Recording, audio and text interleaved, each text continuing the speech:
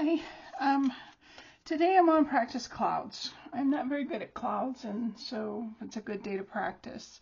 So a couple of things I'm going to use. I'm going to use a 3/4 flat brush with, this doesn't have a very good chisel, but it's good for backgrounds. These are sponges, and they have the nice sponge on one side, which we paint with, and then it has a scruffy, it's kind of harsh, like you could almost use it to scrape some of the paint away, but it's rougher. Not quite like sandpaper, but just a little bit easier. So I'm going to use this. This is a new pack that I have. And my paper plate. The one thing that I really like that I found out about with my level 1 class was this Canson paper. And I have the 11 by 14. This is good for either oil or acrylic. And what I like about it is it's 136 pound weight paper, 290 grams. But it's almost like painting on a canvas. And so you don't have the drag that you'll have on cardstock. It does tend to fold up a little bit as you paint it, so that's one of the only drawbacks. But it actually looks like a canvas. I don't think you can see it because it's just too bright, but it has a texture kind of like canvas too. So we're going to use that, and I'm going to find a paper to put down.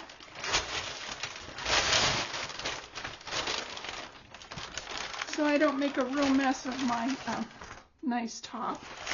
Sorry. There we go. And then the other thing that I want to use are my paints. And I'm going to use just a little bit of teal, or aqua. This is aqua. You could use teal if you want. I have teal. But my main colors are going to be the Cobalt U, which is a blue. I'm going to use a little bit of medium gray, and I'm just playing around today. And I'm going to use quite a bit of white, wicker white, and then of course we're going to use our floating medium. So I'm going to stop the video for now and get everything ready, get this paper ready, and then I'll show you how we're going to go ahead and just start the background. Okay.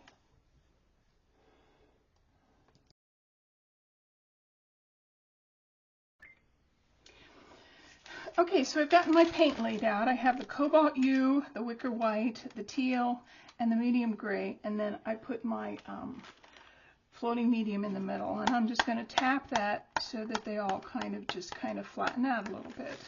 Now, with your sponge, you'll want to get it a little bit wet. So I have my water, and I'm going to push it in there. And I'm going to squeeze it out really well.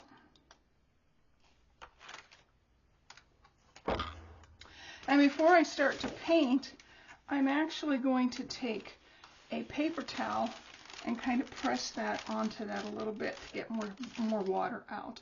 I don't want a lot of water. I just kind of want it damp. Okay, so I'm going to lay mine this way because this is how I'm going to practice. I'm crooked. Why am I crooked? There we go. So, with the sponge, it's really kind of fun to play with the sponge. And what I'm going to do is you'll see there the roundness. I'm going to put some blue on this side of my sponge and then a little white on this side. So, there and there. And I might pick up just a little bit of floating medium. And then I'm just going to go across and get a little bit more white and a little bit of floating.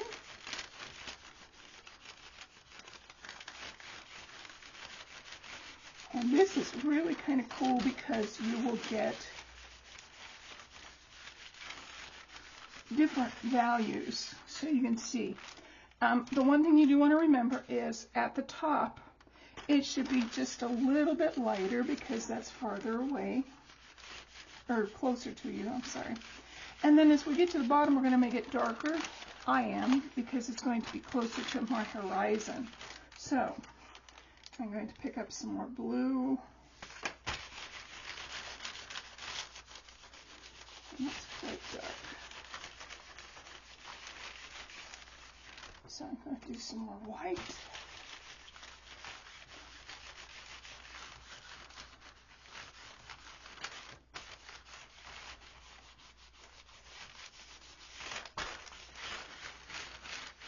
And you can kind of see, let me bring this down so that it focuses better.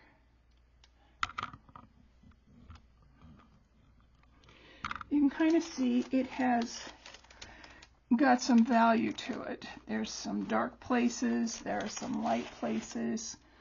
Okay, so I want to go ahead and let this dry. So what I'm going to do is I'm going to fold up my sponge, because we're going to use it again, and I'm going to put it in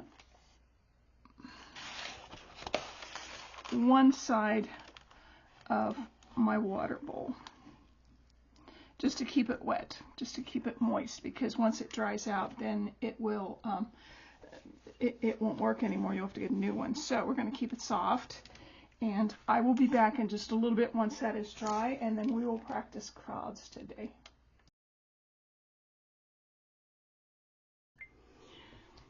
Okay, we're back. There are several ways you can do clouds. You can use your brush and just brush them on. You can use a sponge, and the sponge is one of the harder ones for me.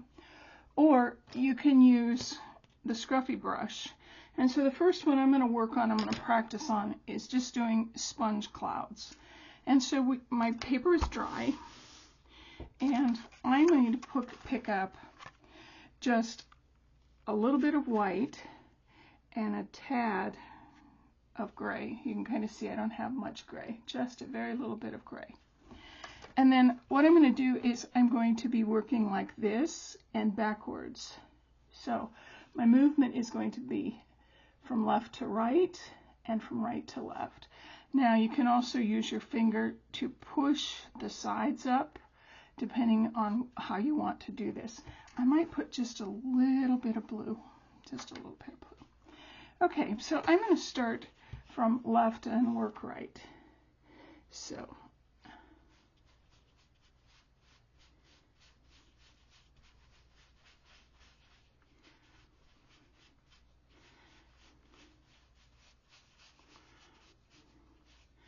and you can kind of see I have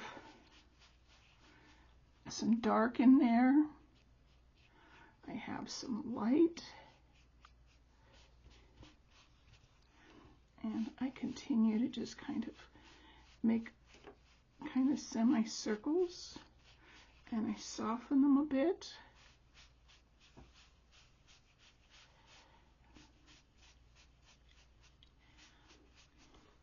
So that's one way you can make clouds. And I'm going to go ahead and put this in my water and let it soak so that I can clean it out later. The other way that you can make clouds, and I really kind of like this way, is you can use your Scruffy brush. Now remember, with your Scruffy brush, you want to pull apart the bristles just gently. You don't want to be too mean to them or they'll get flat. And then you want to use this dry. You don't want to put water on it. So I'm going to pick up some white and just a little bit of gray. And what you want to do is you kind of just want to, and I have very little on here, is just kind of move it. And I have just a little bit too much white, but I'm going to work it out.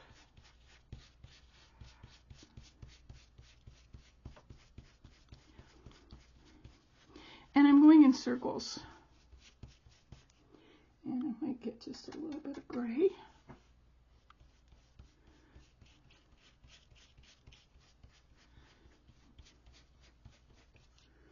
And a little bit more white.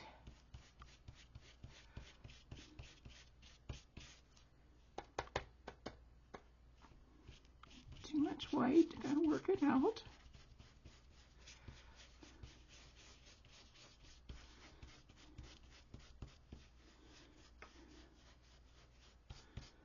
So I'm going to put a little bit of gray and a little bit of blue.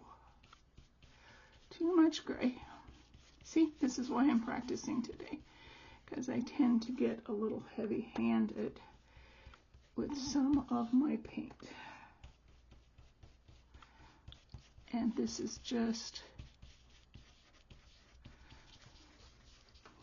you want to keep it a little bit lighter than what I've done here. But you can kind of see, it looks like a storm cloud's rolling in. You can use some floating medium, a little bit of blue,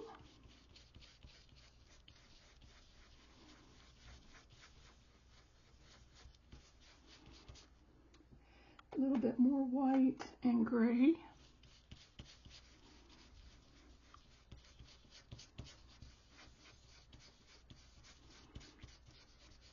and you just keep adding some dimension to it. Keep putting white in, a little bit of gray in, a little bit of blue.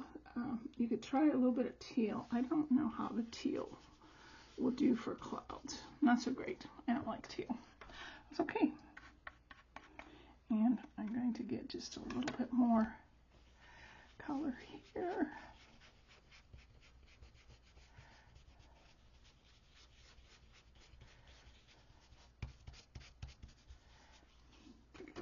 Blue.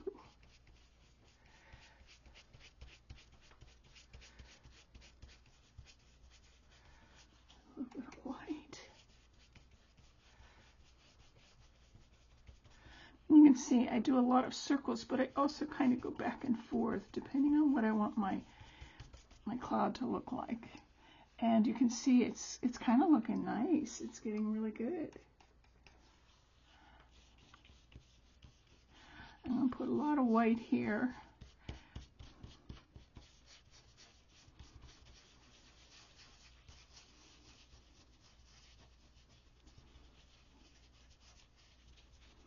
And hopefully try to make it look like the gray is rolling in behind it.